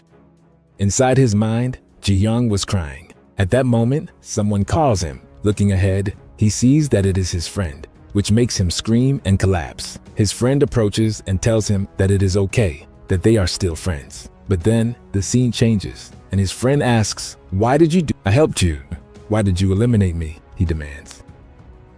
Those words, along with others, resonate in Ji-hyung's mind, who falls to the ground while screaming. However, he remembers when his mother told him that he must always smile, which leads him to laugh. In the midst of his madness, he begins to hurt himself and tries to cut off his head. Over and over again, he repeats the action, which finally drives him to complete insanity over everything that has happened. Juguang, watching this, smiles. Jin Hyung also smiles as he continues to injure himself and laugh until he finally asks if anyone wants to eliminate him, revealing that behind him are multiple. Meanwhile, in China, Jue wonders if her brother is having fun fighting. However, someone interrupts her. Annoyed, the woman asks what he wants. A knight informs her that the hunters in the northeast are being massacred, which leaves the girl shocked. Immediately after, she asks what is happening, and it is revealed that Tae-soo and the girl accompanying him are eliminating living armors as they advance toward the main castle. In the northeast of China, more precisely in Heilongjiang province, Tae-soo arrives. He comments on the cold weather but then begins to act strangely. He reveals that he seems to be collapsing from the sheer amount of powers he has. His companion, seeing this, quickly runs to his aid. She begs him to stop, saying it is enough, and strictly speaking, it was all his fault. However, the man screams that no, it was that guy who started it all. The young man, by the way, is quickly attacked by the hunter, who immediately cuts him, causing him to lose his left arm and leg. But the attack does not end there, as his opponent strikes him swiftly with his sword. The impact makes him explode, like a balloon of flesh. He begins regenerating immediately, but just before he finishes, the hunter strikes him in the eye. His freshly regenerated body violently crashes into a nearby building. The monster begins to recompose, but the man attacking him relentlessly delivers the multiple slashes, shredding all his flesh without resistance. Thus, after some time, Ji-hyung lies on the ground, surrounded by remnants of his own body at Juguang's feet. Then, Juguang raises his spear to deliver a fatal blow to Ji-hyung's head. However, the latter continues to smile despite missing half of his head. Juguang then summons his other weapons, which descend at great speed. This causes Ji-hyung to be destroyed once more as a crater forms from this impact. Only an arm remains, which quickly regenerates the rest of the body. It is then that Juguang strikes the monster, sending him into the air. Taking advantage of the position, he places himself above him and hurls his spear, piercing Ji-hyung and sending him to what appears to be a river. The monster begins to sink, still impaled by the spear. In the vastness of the water, he starts to run out of air, feeling a deep anguish. Until, in an instant, he remembers his mother, who asks him to smile. In his madness, to fulfill his mother's wish, Ji-hyung smiles, losing even more of the air he no longer. However, something begins to happen. Red portals start sending what appears to be their energy toward the bone monster. This energy causes a whirlpool to form in the middle of the river, from which Ji-hyung emerges, but completely transformed. Juguang watches the scene attentively, but before he can react, his head is severed in an extremely fast motion. Fortunately, the hunter reacts in time and retrieves the two separated parts, quickly reuniting them. This reveals a green liquid that seems to regenerate his wounds. Without hesitation, Juguang launches another attack. Though not fully regenerated, he manages to strike a blow that causes Ji-hyung's body to explode. But he returns almost immediately, preparing a new attack, something his opponent had already anticipated. Juguang delivers multiple attacks to the bone monster, elevating him gird into the sides with each strike of his spear. Ji-hyung is sent into space. In a zero-gravity environment, Ji-hyung loses his head, which falls toward Earth. That part begins to enter the atmosphere, engulfed in flames, while still smiling. Juguang, seeing the scene, can only say and think that it is truly beautiful. At that moment, Ji-hyung was about to strike. Meanwhile, Tae-soo has been captured, and Juguang's sister asks if he was the one eliminating her babies. After saying that, and finding out that he was the one who eliminated the living armors, the woman asks if a single hunter is going to fight against 100 million of her armors. It is at that moment when Tae-soo responds affirmatively and immediately attacks, buying time to free himself and get the girl accompanying him out. He says that he cannot give up, especially after having come so far, all while the armors kept pursuing them. But Tae-soo did not want to surrender, as his goal was to eliminate Kang Ji-hyung. This makes the young, blue-haired man recall when he was with his friends. One of them comments that there are too many hunters in the world, and that they are now fighting among themselves. However, he then asks Tae-soo that if they are ever eliminated in battle, he should absorb their powers. The boy, incredulous, questions that he couldn't do it, but his friend explains that even if they die, they will live on together with their dear friend forever. They are his friends and want them always to stay together. Back in the present, he says that he could not fulfill his promise. The girl, upon hearing this, questions what he is saying while wearing a confused expression. This is because, on that day, when his friend mentioned there were many hunters fighting among themselves, she was with them. Tae-soo only replied that when that moment came, he would already be dead. His friend, upon hearing this, tries to say something, but the bully climbs down from the tree and, with a threatening tone, asks if there is. Back in the present, the young man mentions that he had to avenge his friends, but the girl beside him questions what is happening to him. By the way, he walked alone to the army of Lun Ju-wei, who holds the second spot in China as the most powerful hunter. Her abilities are resurrection and the enslavement of the revived dead. Thanks to those abilities, the girl revived all her hunters, and one could say that, in a way, she is China herself. It is then that she sends all her warriors to attack Tae-soo.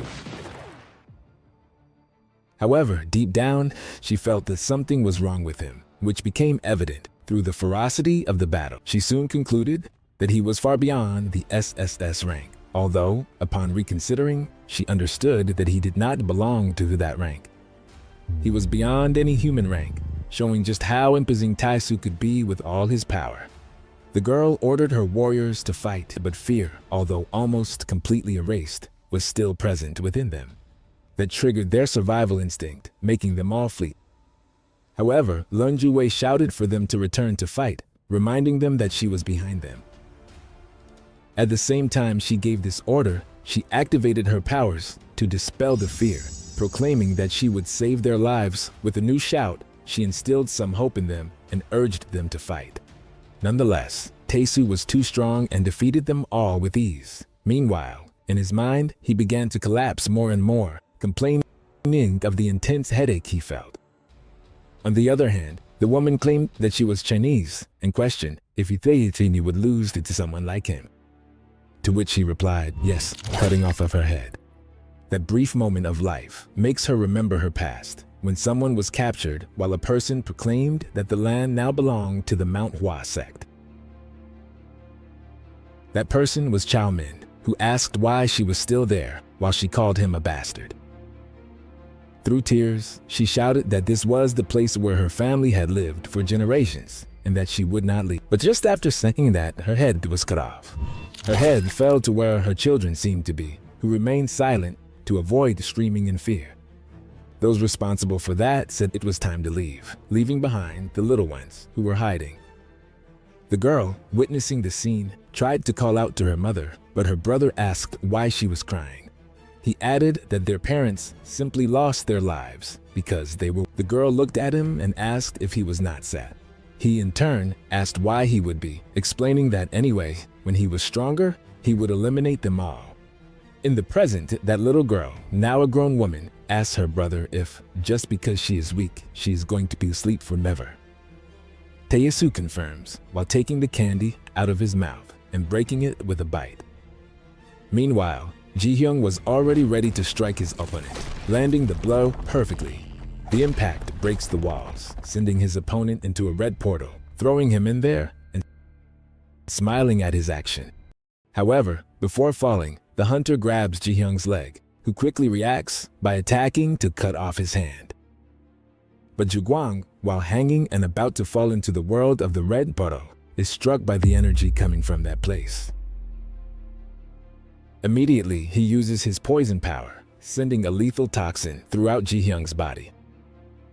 This leaves him motionless for a few seconds, which the hunter takes advantage of. As he begins to exit the portal, he wonders if he came from a place like that, referring to the world inside the red portal.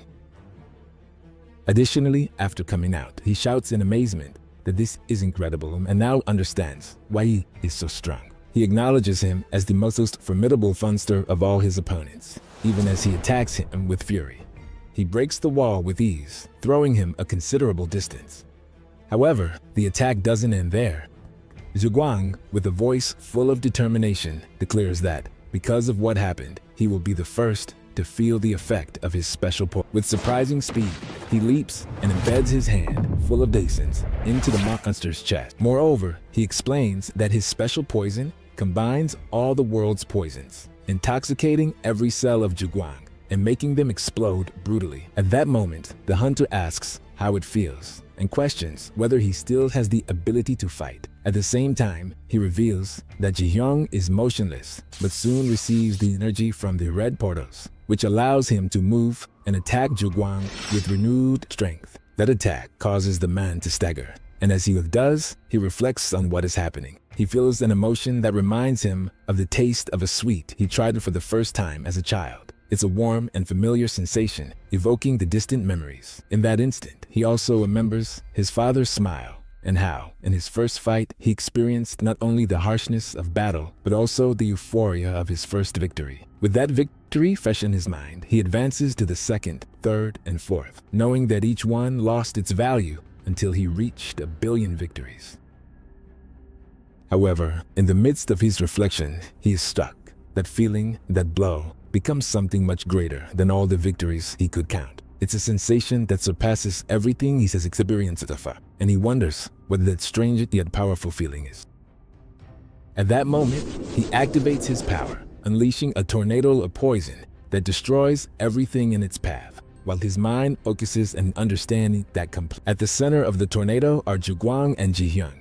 Both begin to disintegrate, being consumed by the poisonous whirl. Their bodies disintegrate, slowly fading into the air as the storm continues its relentless course.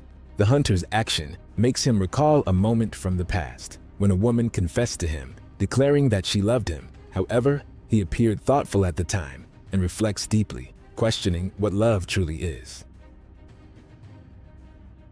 Revealing shortly after that he was in a room full of concubines, a place that, despite its apparent splendor, seemed devoid of meaning. The woman lying beside him breaks the silence with a soft laugh as she slowly gets up. She expresses her emotions and, with tears starting to run down her face, declares with a voice full of conviction that someday he will also know what love is, hinting at her own understanding of the feeling.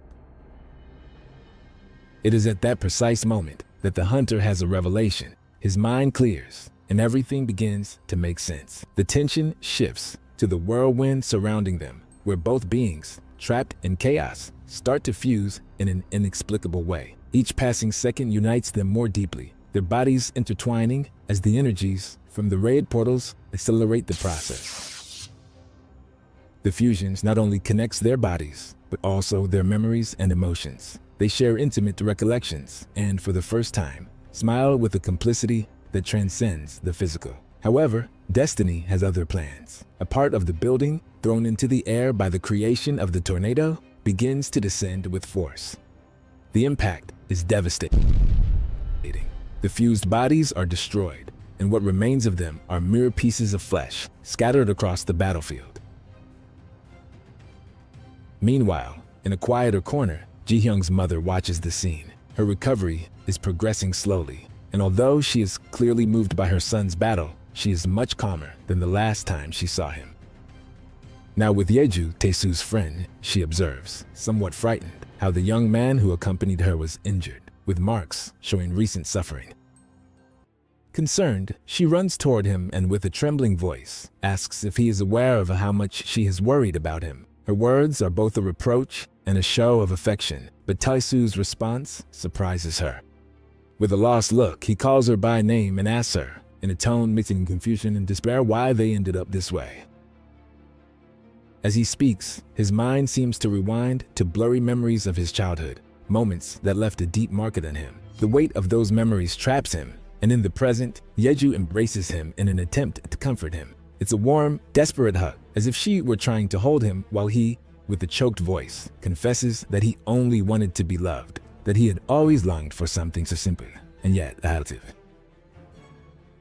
At another moment in the day, Taesu recalls fragments of his past, disordered images of when his world shattered, saying that outside, under a vast and clear sky, he wondered if he was hiding inside his mother's closet or if that was just an illusion his mind created to protect him. Meanwhile, in front of him, under that same sky's light, the mocking gaze of an unknown person pierces his soul. That expression, so cruel and disdainful, marked the beginning of his descent into the abyss of suffering. Yeju cannot hold back her tears and begins to cry, feeling deep empathy for Taesu's pain. However, something startles her. She notices someone else is approaching. With her heart rending, she looks up, and upon seeing a figure slowly approaching, she cannot help but wonder, with a mix of unease and curiosity, who is she? After asking that question, Yeju remembers she is a hunter from Japan and wonders how she ended up there. However, the woman quickly changes the subject and asks Taesu if he was gathering power to take revenge on Kang Ji-hyung. Hearing this, the man fixes his gaze on her and asks if she is there to support him. She responds that she is not alone, revealing there are hunters capable of reviving the awakened dead and that they are allied with him. Then she asks him for something unexpected, to save a person. As she speaks, she shows him the frozen head. The woman explains that the two of them are the strongest hunters in Japan and that they would be of great help. But Taesu, instead of responding, begins to laugh like a madman. At that moment, in the shadows, someone begins to open their eyes. It is revealed to be the strongest hunter in Japan, who has returned to life. Incidentally, the first thing he sees is Hanami's head, his girl. Taesu, with a malicious smile, asks why she calls him so affectionately, revealing that this monster stole the abilities of the Ice Woman after reviving her boyfriend. This enrages the man, who charges at him full of anger. But the blue-haired man, with a single move, manages to decapitate the man engulfed in flames, holding the head and absorbing both his powers and his memories, visualizing the entire battle he had with Ji-hyung. On the other hand, that monster begins to regenerate and slowly advances toward his opponent, getting closer and closer to Ju-gwang. For his part, Ju-gwang, full of fury, gets up shakily while shouting Kang Ji-hyung's name with all his might. Over and over, his voice grows louder with each step the monster takes toward him. Finally, they stand face to face. It is at that moment, amidst the tension, that Ju-gwang, with an unusual calm, reveals that he has found all of this amusing. His words bring back a distant memory, a moment with his father. Back then, his father told him with seriousness that he had to become strong, someone who could avoid suffering the humiliation of that day. Ju-gwang clearly remembered the scene. They were both standing in front of a burning house. With tears in his eyes, the man begged his son to become strong enough to defeat him someday. But then, unexpectedly and with a swift move, the young man cut off his father's head. Holding the head, he called his father joyfully, triumphantly declaring that he had won. He called him over and over, but there was no response. Returning to the present, Ju-gwang, too weak to speak, takes his last breath and falls face first to the ground, thinking about. Then, the blacksmith, who made his weapons, slowly approaches. With sadness in his eyes, he calls out to his master, but upon noticing that he has died, he kneels beside his booty and breaks into tears. He transforms his hand into a hammer and between sobs, declares that Ju-gwang is finally dead. However, just before striking him, something unexpected happens. Ju-gwang's poison begins to take effect on the blacksmith, causing his instant death. Meanwhile, Ji-hyung remains emotionless, unable to move, still under the effects of the poison that weakened him. The scene reveals the impact of the battle, the lives lost as collateral damage, and the chaos left in its wake. Amid the desolation, an unexpected attack hits Ji-hyung. The assailant turned out to be one of the survivors of the fierce fight between the two monsters. Severely injured and crawling, he manages to launch one last attack before falling. Shortly after, several survivors pounced on Ji-hyung, seeking revenge for everything that had happened. In their desperation, they needed someone to blame for their suffering. Thus, they began attacking Ji-hyung's motionless body, destroying it further and further. The fury of those present had no limit. The attack was repeated over and over, revealing the deep anger they felt for the destruction caused by the battle. They even used a truck to crush Ji Young's remains. Despite his state, it seemed he still had some consciousness. He reflected bitterly on how he would never see his mother again. At that moment, his only wish was to disappear completely. However, a voice called out to him. When he looked, he saw it was his mother and the hunter with healing abilities. At that moment, the woman made a grave mistake. She called him son. The response was immediate and brutal. A stone flew straight toward the woman's head. Ji Hyung, astonished and anxious, watched what had happened, fearing what was to come. On the other hand, after Tae-soo absorbed the memories and powers of Japan's strongest hunter, he began to speak in nonsense. More precisely, he repeated the conversations the hunter, whose powers and memories he had just absorbed, had during his life.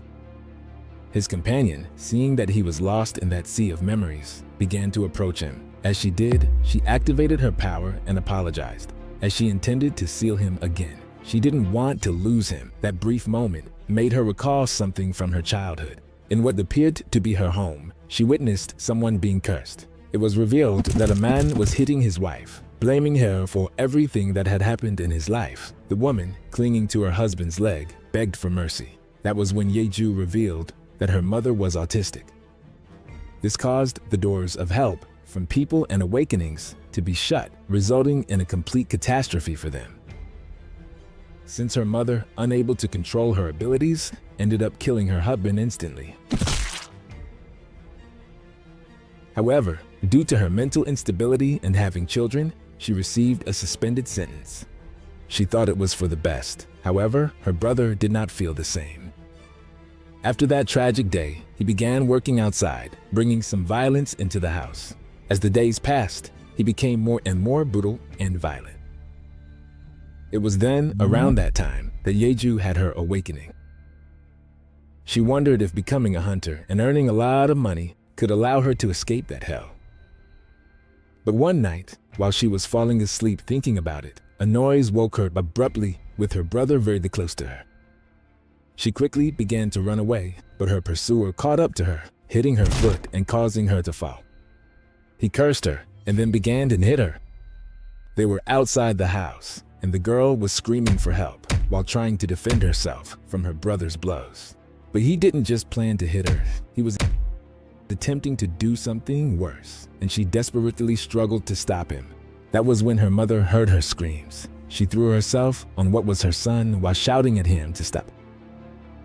But the monster kicked her, telling her to leave. The kick was so strong that the woman, unfortunately, hit her head on the ground.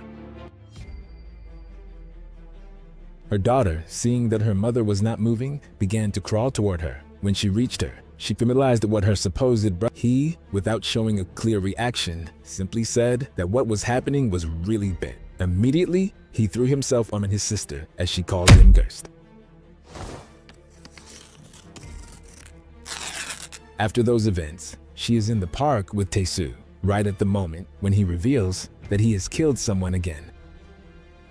The boy wonders how many more he will have to kill for all this to end, revealing his sadness about the ability he possesses and the parents who force him to use. That is when Yeju calls him, explaining that she has awakened her own abilities and can control the magical power, adding that she can contain his powers. He asks if that is true, but before she can respond, he makes it clear that before doing so, he wants her to kill one more, revealing her face is swollen from the blows. Thus, he heads to Yeju's house, knocking on the door. At that moment, the young man opens the door and asks about his sister, who has not yet arrived. Without wasting time, Tae-soo pierces him with a diamond sword, causing the young man to fall lifeless as he absorbs his memories. This leaves Tae-soo somewhat confused, even more so when someone calls out to him. It was his brother asking what he was doing while activating his ability, materializing a chain around his neck. His brother begins to strangle him with the leash, asking if he has had enough. He questions whether the killing has not been enough for him. Without Tae-soo's brother noticing, Yeju activates her ability and launches an attack. Unfortunately, Tae-soo's attacker manages to grab her hand, preventing her from completing the attack. Seeing this, Taesu lunges along with the leash, causing his brother to lose balance and fall. That moment is seized by his companion, who quickly places her hand on him and activates her ability, starting to seal his. Taesu can only watch as the chains begin to disappear. At that moment, before his brother could say anything, Taesu apologizes and creates a huge diamond stake, piercing the one who was once his brother. The two young people approach and, a bit scared, Yeju asks what they will do now, but Taesu asks her not to worry as he will protect her for the rest of her life. After that flashback, we return to the present with Taesu in a state of shock over what happened. Before she could reach him, he took her hand and asked her what she was doing. Immediately after, he made her explode and cursed her before his companion could utter a word. In his desperation over what he did, he tries to gather some parts of his friend while crying. Immediately, he activates his hunter resurrection power, and a hand begins to emerge from the center of the red pool. That hand asks if he is. Taesu, overwhelmed by the despair of what is happening, screams with such intensity, then vomits over what he did. And lying on the ground, he begins to hit his head repeatedly. After a while, he gets up. He activates his multiplication power, creating several copies of him, sending each of them flying around the world with the goal of having each take a red portal with their own hands. And with an expression of rage and anguish, he begins to close the portals one by one. On the other hand, The president of the Hunters Association and Ji-hyung's mother approached the crowd of people who were about to completely eliminate the monster, or at least attempt to. that caught the attention of everyone present, as it was not common to see the S-rank killer in places like that. However, what surprised everyone the most was that the woman accompanying the hunter called the remains of the monster lying on the ground son. This caused someone to throw a stone at her, something that was observed by Ji-hyung. On the other hand, many of the people there were pleading with the healer to heal them, as they were in great pain. But instead of doing so, the woman placed her hand on one of their shoulders and told them not to worry. At that very moment, something happened. A menacing presence filled the entire place. The healer declared that, in any case, everyone would die. Then, it was revealed that Ji-hyung was whole and had taken on another appearance, one less human and more monstrous. His mother, upon seeing him, steadied herself and remembered the moment he was born. She began to approach. With each step she took toward her son, a memory unlocked. Finally, when she was in front of him, she saw him as the little boy he once was. Remembering those moments when she stroked his head, and now she could no longer do so. The woman closed her eyes and confirmed that she was, indeed, his mother. With tears in her eyes, she declared that she didn't care how he looked and that she loved him. Right after saying that, someone grabbed the edges of her face and, in the end, tore it as if it were paper. It was Taesu who committed that atrocity. Unlike the previous time he attacked the woman, this time he fulfilled his intention, and he did it right in front of her son. Incidentally, the son had no time to react as Taesu quickly beheaded him. Everyone, upon witnessing it, praised that Han Taesu from the Keum Kang Guild. At that moment, Taesu reported that he had closed all the portals in the world and that what was behind Ji-hyung was the last one. Just then, Ji-hyung was regenerated. But Taesu, using some of his abilities, pushed him toward the red door. With one last look, he bid farewell to Ji-hyung, who began to fall back into the portal. With tears in his eyes, and as everyone praised Han Taesu, he closed the portal. Ji-hyung fell to the floor within the portal, with the unforgettable memory of Taesu killing his mother and closing his red portal. Immediately afterward, the attack of the monsters within that dimension began, directed at Ji-hyung. Monsters begin attacking Ji-hyung. With great effort, he manages to defend himself, eliminating each creature while maintaining an expression of rage and pain. Every movement reflects his desperation and constant struggle to stay alive in a hostile and relentless environment. At a critical moment, when more monsters appear, Jihyun slips and falls to the ground. As he looks up, his vision fills with multiple faces identical to Tae-soo's, each bearing the same mocking and disdainful expression. This sight fuels his anger even further. With a dark gaze and brutal determination, Jihyun charges at these figures, cutting them in half one by one. His expression reveals absolute hatred, making it clear that the little humanity he had left has completely vanished, consumed by pain and rage. However, his fury has little time to manifest, as a gigantic monster crushes him under its foot.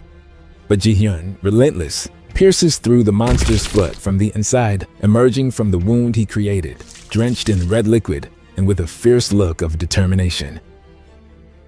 When he raises his eyes to the horizon, he is met with an endless sea of monsters advancing toward him. This devastating scene makes it clear that there is no escape, no place to hide. Despite this, Jihyun makes a firm decision. The only option left is to fight. Surrendering is not an option, and dying for him is simply impossible. 6 years have passed since that fateful day. News reports announce that 6 years ago, a tragic incident claimed countless lives, a case known as the Bloodgate disaster. Back then, the national hero, Hunter Han Tae-soo, managed to save many, earning everyone's admiration. However, upon hearing the broadcast, Tae-soo himself, with a dark and enraged expression, grabs a diamond stake and smashes the television without. In the same room, he is accompanied by 2 beautiful women. One of them, surprised by his reaction, dares to ask why he is acting that way, to which he brusquely responds, asking her to stay quiet. Another woman, visibly uncomfortable, quietly comments that he is too cold and distant. Those words seem to ignite a spark within him, awakening a restrained mind. Immediately, he activates his power as painful memories of what happened to his only friend flood his mind.